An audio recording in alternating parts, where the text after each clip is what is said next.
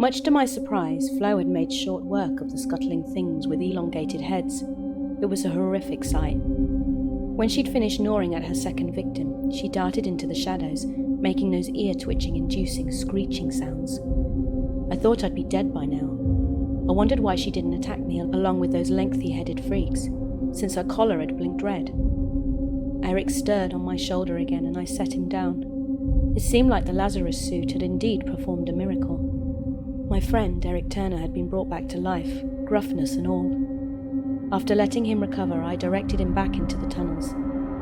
He was confused and stumbling his speech, more delirious though than stupid. He became more lucid over the next few hours. I thought about what Sarah's email had read, that the suit adapted to BioB's undead biology. Was that why it had been able to bring Eric back? But the suit provoked a more pronounced change in Eric, at least cognitively. While his speech markedly improved, it compelled him to attack the undead further into the tunnels. He kept going deeper despite my urging him not to. Deeper, even though he'd said it was a place even mercenaries dared not to tread. I lost track of Eric at one point. I just couldn't keep up. When I finally found him, he was dead, sprawled out on the floor of a cobweb-infested laboratory. Deep down, I knew that the Lazarus suit wouldn't perform a miracle a second time, at least not on the same person. Not on the same person, I thought. So I peeled the suit off of Eric, ignoring the deranged smile on his face. I was still confused as to why the suit had a different effect on Eric than BioB. Once I zipped up the front of the suit, I realized it didn't matter. I started to feel insanely confident in my combat abilities. Not only that, but devious plots were occurring to me. The influence of BioB and Eric. The violent hand meant the conniving one, and it seemed to me the possibilities were infinite. A plan bubbled in my head, the most perfect plan. I'd use one of the computers in the old tunnels, use it to hack into Flo's collar. Johan expressed a hostility toward the half-cognizant zombie, so I thought it a fitting end for him. I made my way back through the tunnels, killing zombies left and right. Zombies with bulging eyes. Zombies with empty eye sockets or domes still leaking blood despite them looking like they had been dead for decades. There were a few walking corpses milling about the old computer room where I had dragged Eric after he had been shot by BioB. I felt a resentment towards Eric, then I didn't know if the suit was influencing my emotions via BioB's memories of his brother. I logged on to one of the computers, then I realized there was no need to hack into Flo's collar, because the original BioB had already done that favor for me. Collar 45B was one of the program executables I could run, and I clicked it without hesitation. I realized I could steer Flo using simple voice commands. I never knew that Flo could move so quickly, even though I'd witnessed her in action several times. Killing Johan and his ring of loyal mercenaries who chose to foolishly guard him proved to be a much easier task than I anticipated. A small army of them still guarded other sectors of the lab, but I only needed to kill those directly guarding him in order to end his life. Then I commanded Flo to run back to the computer room where I waited. I killed her with several pistol shots to the head.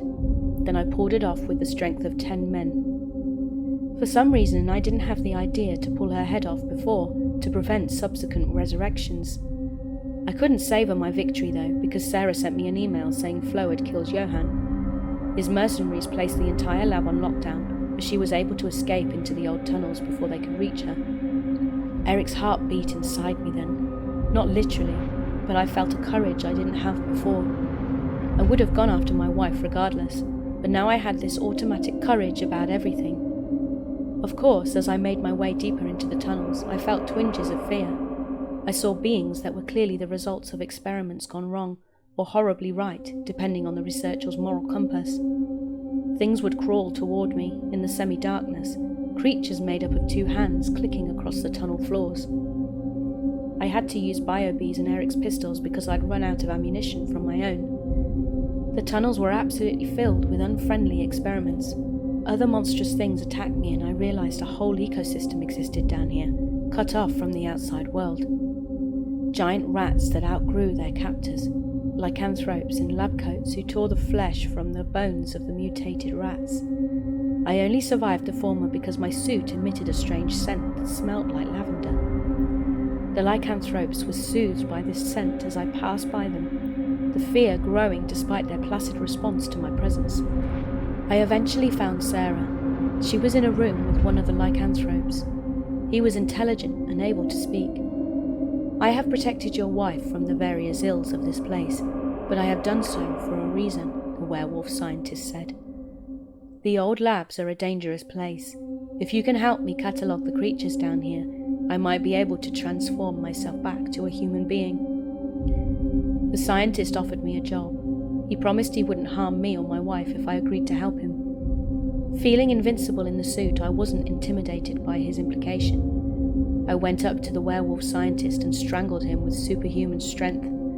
Sarah looked at me in horror, but I would never harm her. I do feel like this suit is changing me, which is why I did what the scientist asked, despite not really needing to in the moment.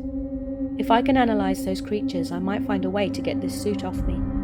It's changing me, making me more aggressive. BioB's resentment at his brother is combining with Eric's hunger for action and blood. Where once those things were separate and doomed to fail, they've come together in a holistic capacity for true horror. Sarah is staying with her aunt for the time being.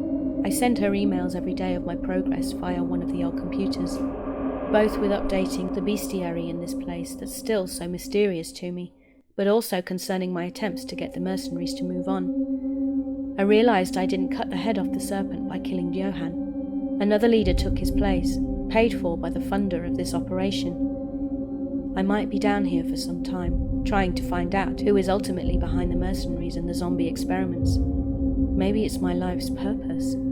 I just hope I can go back to living with Sarah again soon.